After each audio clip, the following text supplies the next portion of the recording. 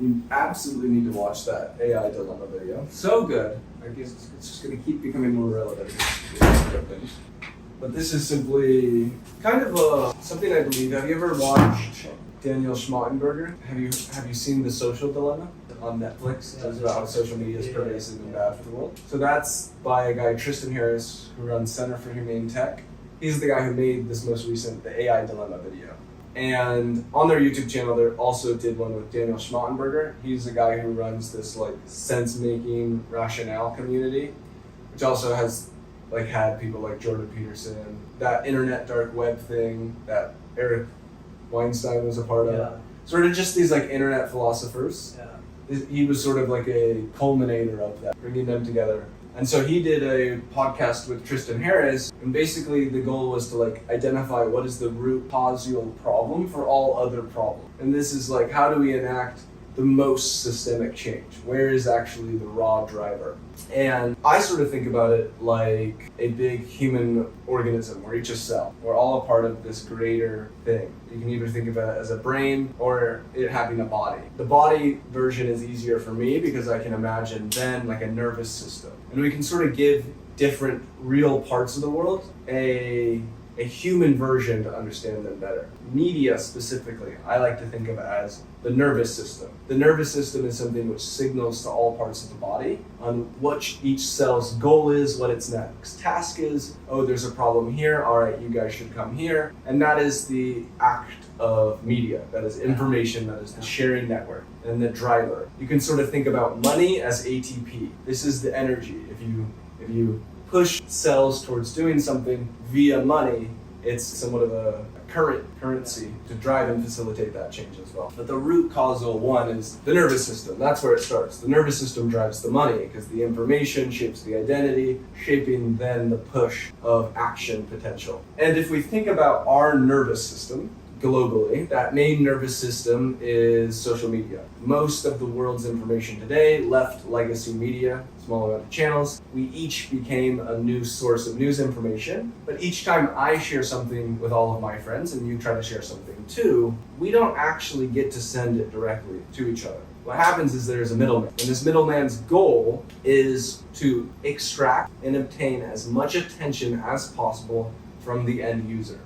So it's controlling the majority of all information sharing in the world via an engagement algorithm, which can also be said as an extraction algorithm. So it is trying to say, what can I show this person to maximize the amount of time that they stay on this app, with the goal of having someone spend their entire day on the application. In a perfect world, TikTok, Twitter, or any of these applications would have you doom scroll, do nothing but lay in bed all day, getting upset, getting, controversy, going down rabbit holes. And so on a spectrum of a better you and a worse you, wherever you are on it, it's going to push you towards the bottom of the brainstem. Controversy is something which is more bottom of the brainstem. Lust is more bottom of the brainstem. What this also does is it feeds you a false perspective of reality.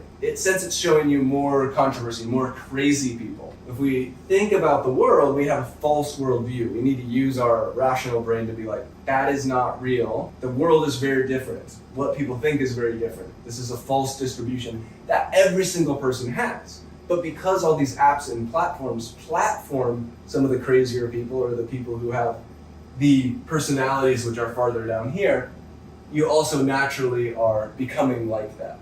So we're being pushed to become more crazy too. TikTok specifically, you'll see people have the Joker clown stuff. You'll have them going crazy in public, and they're going viral off of these stunts. And it's like, we've built a stage which says who can come do the craziest shit so that we can have the people watching spend more time and attention just being sucked into this thing, being disempowered. The goal of the app at the end of the day from extraction is disempowerment, is all of the end goal of an extraction algorithm. To some degree, we should also look at every single thing in our lives as an algorithm. You are an algorithm for me. The way that you operate, you're an external factor which provides me a certain source of information based on your intrinsic motives. And so any friend is an algorithm inside of your life, which either is running an extraction or empowerment algorithm. So no matter how much your evil friend, though, who is an extraction friend, wants to take as much of your time, they're not a super powerful AI who can truly understand you and build a voodoo doll of you and have 10,000 data points on you and then feed you videos. The best that this friend could ever really do is put you down here and then you'd be like, you're sharing me like bad stuff. I don't like this. So no matter what, the past extraction algorithms could never really become enabled to be that strong. So the problem is over time, as we get more and more powerful technology that can run better and better extraction algorithms, what we're seeing play out, and this is actually the alignment problem summarized in a worldview from today. What I really don't enjoy is the fact that many people talk about, oh, in the future, AI may be misaligned from people. But they don't realize it's been misaligned and it's becoming more misaligned, and we've already failed. We've already been failing because we've allowed pervasive extraction and engagement algorithms to be the main source of information sharing. In an idealistic world, we could have imagined the internet prior to it becoming, wow, what if we could all connect, we could all share, and we could all select and provide information towards an algorithm which could show us all the most empowering, inspiring, motivating, therapeutic, gratitude-forming videos possible. That would turn our devices, the kind of name of a device is meant to be a destroyer of vices. It's a tool for your lives to be made better. We have turned them into the vice. And this is somewhat of a natural progression with new technologies, where first we don't recognize all the bad that they can do, and then we need a cultural software update. Cigarettes was one example. Very bad extraction algorithm, pure dopamine.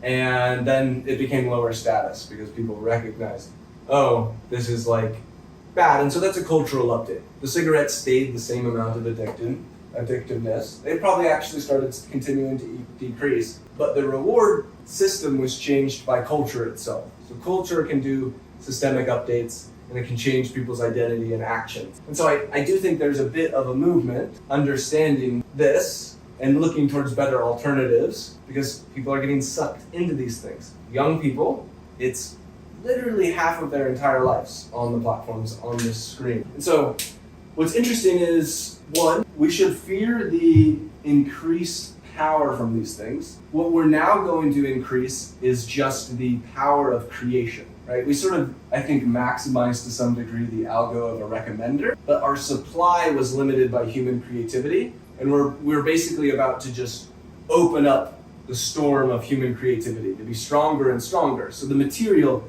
the goods that it can feed people, is now where this will become more pervasive and strong. But that's also true for the empowerment side. People are making these videos on some of the pages that I've tried to follow that are insanely good, and they're using some simple platforms, and they're actually inspiring me. There are videos that if you watch one, you'll go, yes, I love my life, I'm going to call my mom, I'm going to go get what I need to get done. If those videos come up on the standard algo of today, they will get destroyed. Because they'll be like, oh, a lot of people are leaving the app. Stop showing this to people. And I sort of have a subjective agreeance with that aspect of it, where I remember the videos of YouTube early on, you would only get them shared by friend. And most friends are running an empowerment algorithm. Most friends want to share something with you which is useful and has utility. And I remember the videos that I used to get shared then were almost like a lot more interesting, just less bullshit. Because that was the majority of how we ran our algorithm. There was no great recommendation algorithm. It was more of a friend recommended you a video. But we can also build systems, we can build the algorithms, be beyond friends, and we can have them go towards the empowerment stuff. This is the basis of AI alignment. This is the same idea of if we have an AGI which has something which is not empowering people. It's the very idea of empowerment is end user, recipient of a user of some tech. Their life gets made better. They feel better about their lives. They feel more fulfilled. It's like positive wireheading is towards this route, where everyone becomes and feels like they've achieved greatness and they're loving and connected. All those positive qualities are out. Inspiration and motivation, not as a source of distraction. It's actually a tool. It becomes a device. I think that's inevitable. I'd like to see that happen. I have these apps built. That's what some of these students have been advertising. but really it's a leverage game. It's something of, as my narrative or story or work plate grows, then that will happen. And if I can be platformed from building some technology in the world, which is noteworthy, newsworthy, then I can speak about these bigger things. Because I think this is the core systemic change. This is the basis of the nervous system of all of humanity. A lot of AI safety researchers, a lot of people who are tracking AGI today are like, why is the world so uneducated? Why is the world so distracted? Why are no people looking at these things? Mental health, depression, why are they being maximized right now? And I think the core of it is that we have literally just set up our entire information sharing ecosystem, the way that we perceive the world, the 5 people that we hang out with a middleman who is getting stronger and stronger at being this. Elon just tweeted that like they're making Twitter even better at maximizing the amount of time that you spend on the platform. I don't know if you saw my quote tweet to his thing. I'm like, yo, this is the core problem. This is very bad. I don't know if Elon's smarter to recognize that, right? That is like a confusing point for me, for him. Like, does he know? I think he's just going with like gamification. He's just trying to maximize for users. Right. He's in unenlightened capitalism mode still. Yeah. Maximize. He's trying to make Twitter's valuation. Yeah. That is bad. He's trying to keep it free speech. His Twitter profile is him wearing the Antichrist outfit still. Yeah. That's like a bad signal if I've ever seen one, right? Like, he does so much good. But I think all of us should try to bet on ourselves and seek the highest like narrative that you can imagine. Moving into that, you want to brainstorm how do we solve this? Yeah. It's already been solved?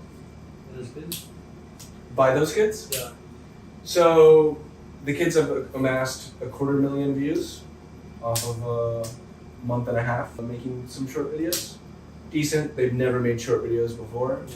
So my course and my lesson got better. We're gonna switch to 400 students, so that's pretty cool. Also, it being built into their curriculum, like they have to do it for schoolwork. I think it's gonna be their favorite part of their day. So from a marketing standpoint there, boom, tons of free marketing. That's great. Maybe it kicks off. That's definitely a bet on the table that I have. And that's sort of a winning bet. We've also made like 6 different applications because really I'm trying to find brand viral fits. So we have one called White Pill, one called Holy Bible, Digital Cafe, one called Get Off This App, one called Stop Scrolling. So each one that people are advertising, which one's gonna hit on a big viral loop and make a big account. Are you thinking about like how to switch users from the terrible bad to the good? Like you may be doing it too sharply, you know? It may not have the best effect. Like if you just come up to me and tell me delete Instagram, get this app, like big spike change. I think it's a big jump. I think one of the things that I'd like to create is a really, really good intro video. What we're doing is we're trying to improve culture. So we almost need our app to have like a cult recruitment video to the app, which is saying you are high status if you're using this app. You're contributing to fixing the world's biggest problem of a bad engagement algorithm, which could only get stronger. You should use this. You should be empowered to share it with other people. Yeah. You should change their timeline. You should get good karma. The same ideas that exist within inside of me are not, I think, ideas which are irrational. They're actually just sources of information that I've accumulated because I've tried to learn and grow and better myself. So if those can be packaged in this positive way to say, yes, this other thing is cigarettes, and if you're using that, you're smoking cigarettes and you're being bad for your health. At the very least, like, we had a good health revolution once we had a lot better health foods come out. Like, there was a lot of money invested in making healthy foods taste better, no sugar stuff, which is really actually just like, wow, this tastes great. Even for vegan stuff, they made really good fake meats, and that helps people shift. So in this case, there's been a good amount of people saying delete social media, but I think the idea that our literal capability to share information and spread information, like, people are saying go neutral, go here, but it can be amazing. And I see a glimpse of that today. Like, if you download the White Pill app and you use it, I think you will feel inspired. this was like a funny thing where me and my girlfriend were laying in bed, and she was like, I'm kind of tired or something. We like wanted to do something, and she's like, she joked, like, let's use the White Pill app. Like, all right, let's try it. And she ended up just getting into like a silly, goofy mood where she was like, sometimes she does this and it's really fun. And she's just like jumping on me, going crazy. And it was literally sourced from the phone from those videos. And we ran out of videos because the app only has like 12 videos on it. And there's no real algorithm happening on it because we have not a lot of user data. Because we have like 200 downloads. But this is showing that we're right here. So it's like, holy fuck, there is a version of this which is even better and amazing at doing this. And so for me, this has been a little bit of a white pill of like, I can see of how good this will be. Yeah. And that makes me really excited to go towards that point. I have a call on Tuesday with a guy who runs the second biggest, similar to Center for Humane Tech, stuff around aligning recommender systems. And both of their companies, though, are very focused on going through policy and getting TikTok banned in these states. You can ban one thing and the other, but unless you focus on the systemic problem, you add a better replacement. So hopefully, I mean, he saw this stuff and he was like, wow, this is awesome. Hopefully we'll make something happen from that. So that's a bet that I have. But honestly, if I think about this and I think about all the stuff that I'm doing, a big part of it comes down to expanding my capabilities with raising a fundraising round and building AGI software that does towards the jobs. You know what I mean? I have all the intrinsic motivation towards like the stuff where I'm like, this can help the world the most. But if I look at the pathway of that success, I don't know if it's, raising a VC round for these apps. I don't think it looks like that. I'm having Michael, the guy who's made the apps, try to schedule meetings right now. Maybe I'd just switch him over to having the auto meeting scheduler. I think that software could actually completely change the landscape of that. He's just been applying to tons of application places, hasn't gotten one meeting. We have a good looking deck, Free. Yeah, that would be awesome. And then the other side of it is I literally don't give a fuck about any of my equity of any companies that I have. Persist Ventures, Workfleet. I want to strategically push it out, utilize it in order to make the change come. I don't think it's a good idea to like go to someone on the street and be like, hey, here's all my equity. But I do want to have a work culture that understands that mindset of this is missionary work to some degree. We're just trying to get by, to be fulfilled in our lives, because things in the future will be amazing. I have a very, very high, like my bet of doom versus gloom, doom versus bloom. I'm very much so on the bloom side. A piece of it from like the idea of quantum immortality seems low-key kind of, there's potential for that. I don't know if you've heard of that. You're familiar with the double slit experiment? Yeah. How everything's actually wave functions until it's observed, which gives rise to the many worlds theory. And the many worlds theory is that at any single moment, every possible thing is happening. And this gives actually a scientific basis for free will, which is that what we observe, like let's say anything right now is happening, we're observing the different timeline that we're living in. And that's actually how we're able to change the path that we go into.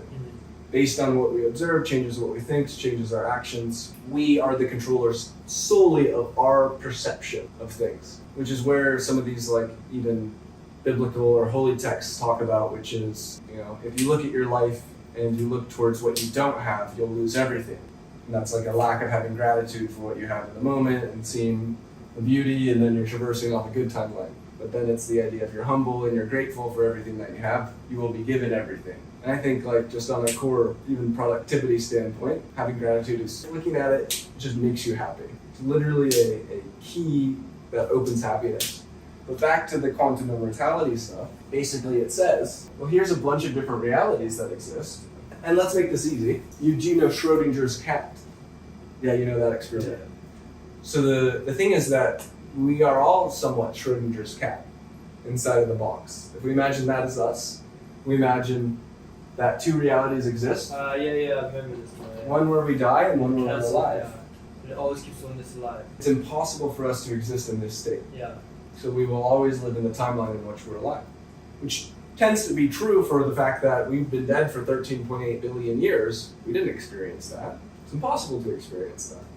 You can only experience experience. Now, to go deeper into, I guess, Buddhist philosophy, which I really enjoy in terms of samsara, because if quantum immortality is real, it just means that experience must continue, not that memory must continue. So the idea of rebirth is just the destruction of one ego, of one identity state. Yeah. And the idea of ending that cycle is the idea of having one ego or identity state which is eternal. And this, somewhat from the Abrahamic or Judeo-Christian backgrounds in religion, I think of as related to Judgment Day as well, which is the idea that when God comes down from the heavens, we won't be able to do anything more, and so we will be judged. And I think about that not as a judge from the outside, but a judge from the inside.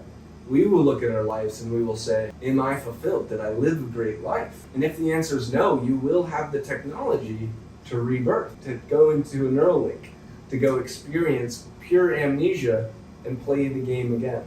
Until you play the game, through which you have a path which is like continue. Or just a good score. It's actually impossible for us to know the level of difficulty of, will we all break through Singularity Day? I guess would be the synonymous thing to Judgment Day, God coming down from the heavens. How much of humanity will want to be done or want to go experience a new thing? Say, I want a new reality. The connector of this, so to some degree there's been this idea that like love is the answer. The connector of all of humanity, the reason we wouldn't go do that is if we love someone in this world. Because if you go exit this world, so we're bound to this world by love. Humanity has this interconnected glue right now that keeps us all together. And that's a beautiful thing. And it's a glue that I think we really need to be adamant about preserving. One kind of fundamental concept with that is told in Inception, it's told in the movie 13th Floor, where they experience simulations, which they cannot tell the difference of those simulations between their base reality. And if we ever do experience that and we come back to base reality, we will not be able to accept base reality. We will never be able to fully say that this is real. And if we lose the idea that this is real, that what we have is true, and a base, if we become baseless, which is funny why the term's called based too. It's kind of cool kind of seeing how all these terms are coalescing. A bit of it is spirituality and science having somewhat of a overlap in certain degrees, right? There's some very spiritual known things that are becoming more explainable through our understanding of the nature of reality. And so I like to study that. And it gives me this awesome final answer of we are here on a quest to do the greatest stuff possible in humanity at the perfect time in the timeline. That's awesome. And then it becomes, how do you do that? Okay, what's the next steps? And that brings us to the present moment. So, I think you can attack this as well, but let me give what I think would be next steps. One could be, and this might be something that you're better at solo, in terms of you being like, how can I build WorkPleat demo? I think partnering on that makes a ton of sense. I think one missing key point I have for it is a strong CTO or someone who's like, high level. I am unable to truly tell how high level you are in terms of your coding ability. I think it's very high. So the question would be, would you find it helpful to brainstorm with me in terms of how this happens? Or is it something where it's like, it's you need to think of the fundamentals alone, and then you bounce it. So I guess like the fundamental basis of it is a predict next action. Yeah. And I think what we both agreed on was the predict next action will be imperfect. So what we need to just build is a system.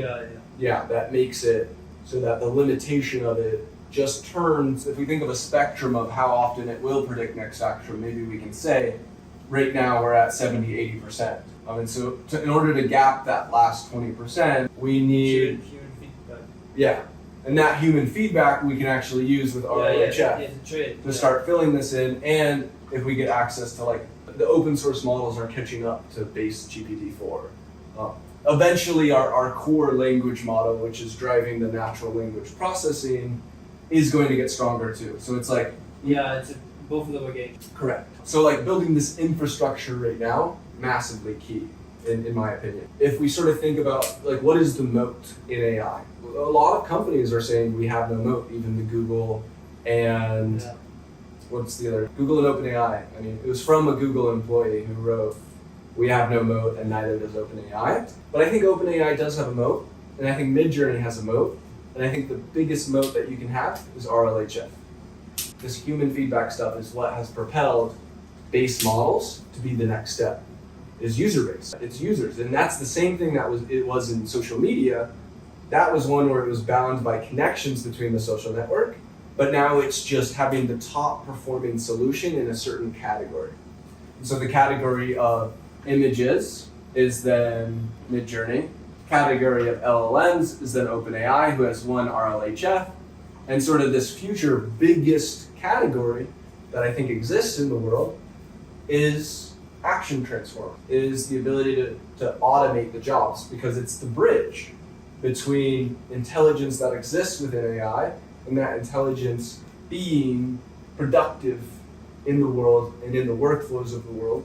The majority of all GDP of the world exists inside of work that is done digitally on a computer by a human working with that interface. And that means this is, the most fundamental mass opportunity that exists in the world today, especially to the degree of a first movers market, where if you get the initial RLHF data, Adept AI, any of the competitors, that will be a missing step. We all have the same access to the same base models. I assume the underlying code function of saying, take this thing, take the action which the user says, turn it into the step functions and use Selenium to go hit those, that's not even a mode, There's not a software mode. And really what we're trying to do here is, if we zoom it out towards not just a capital basis of like we want to make the best company in the world, but a basis of we want to make sure that the world goes in the best direction possible, it is then using that leverage in order to enact all of the other necessary steps, which I think is something, if I were to critique OpenAI on, is my biggest critique, is you are not putting out or spending enough time taking the world's attention that you have, they have the world's attention on them, towards really spelling and giving people and upgrading people's education on the world's biggest problems of today. Because that is always how the best problems get fixed. A problem well stated is half solved. A problem well stated to half the world is inevitably solved. And so specifically for stuff like AI governance, what they're doing with WorldCoin, the actual plan, they haven't even open sourced or said, here's what we plan to do. And it's like, how far away are they from actually having this capability? And so that would be the fundamental piece of, if I'm looking at the world and I want to service the world to the highest degree, where I'm like, there's a chance that they don't talk about this. I hope they do talk about this. I'm a little confused on why they're not, they put one small blog post out, where Sam was like, a couple interviews. Yeah, but he didn't dive into AI governance, which is the keynote. Government of the future is the most important thing to get correct. End all be all. It is an inevitable one world government. It will come from the massive power that this AI model has, the main AGI. To some degree, we're not building towards having the super intelligent AGI though. We're building the most existential accelerating AGI possible by having a user, right now a user interacting with the language model. Most people actually have no idea how strong it is. If you give ChatGPT to your friend who hasn't really heard about it or knows what to ask, they treat it like a dumb chatbot. And they ask a couple questions, and I've seen this in real time, hand me the computer back, and they're like, yeah, that's kind of cool. And then I'm like, watch this, Yeah. And I have to show them the capabilities of this thing. And so, I think a very small percentage of the world still actually understands the strength of the intelligence underneath this thing, right? You actually have to pry and open it up. And so where is the strength of the intelligence going to be the most waking up for the world ever? It is when they watch their very own source of income and livelihood before their eyes Yeah. get operated on. Because once they see 80% of it, they can extrapolate it out and understand that what element of themselves is there is bound to also get pushed out. Some jobs, right away, the entire spectrum will be filled. To a degree, you can kind of think of the entire job market right now in terms of automatability on different spectrum points. And I think Goldman Sachs put out a report on this where they showed what their estimates of those projections were, how much of someone's job today can be pushed on. So I think that's a good overview. I think we have enough of the why, right? We start with why, and now why, how. So I also think we have a good base layer of how, and this is something I should probably update all the hackathon people on. Or right now I'll make 2 more job posts. I'll just duplicate the old ones to get a fresh batch in of pushing them rather than try to go full autocomplete on these tasks. Yeah. I've never seen someone made the UI liaison driver. And that's the fundamental switch, is we're switching the basis of operating your computer from you being the main clicker of certain buttons, and we're changing it to you coming in to fill in the gap. Because right now, it is, we just switched. The fundamental thing which has changed in the world to allow this to be possible today, that wasn't possible 6 months ago, was LLM capability, being able to accurately actually do a majority of a lot of the stuff that they do day to day. And once you actually think in this mindset, once I think you start thinking about this and you do your own work, you'll start seeing a lot of your own work for like how little of it you are necessary for. Yeah. And that's really interesting, And I start imagining the prompts that I might be able to give in order for it to do the right thing for these certain things. That is a fundamental upgrade that I think could be a good way for anyone to start when they're thinking about building this thing. Just get on your computer, go do some of your tasks, and speak out loud first the prompt to yourself, which you're about to do. You'll realize that a lot of it is like stuff that is entirely capable, and it's the infrastructure section. I think, should we do a reboot on... How it's made. What's that? How it's made. Yeah, should we do just like a dive back into where we were on the small thing? I think that would be good.